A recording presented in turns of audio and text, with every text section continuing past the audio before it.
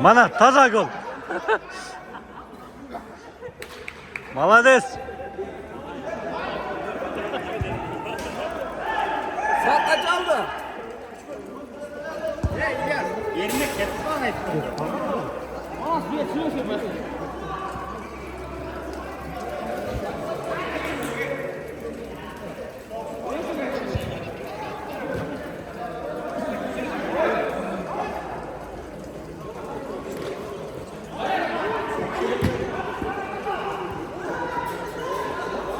Ha Nurbek.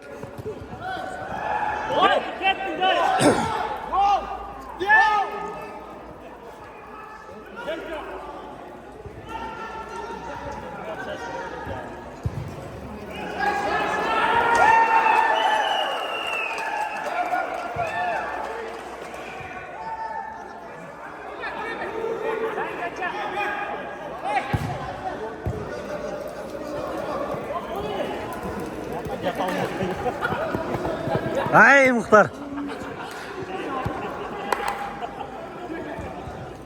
Молодец. Ha Muhtar.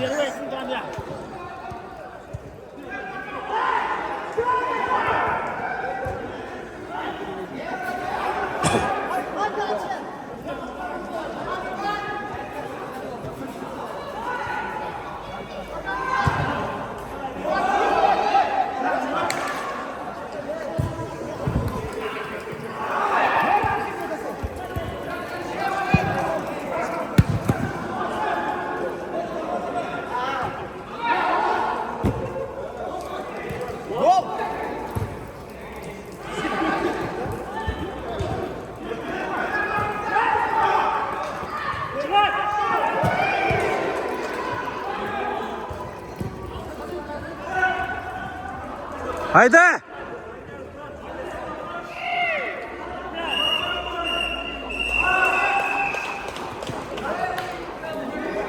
Say yem say. Manur bak.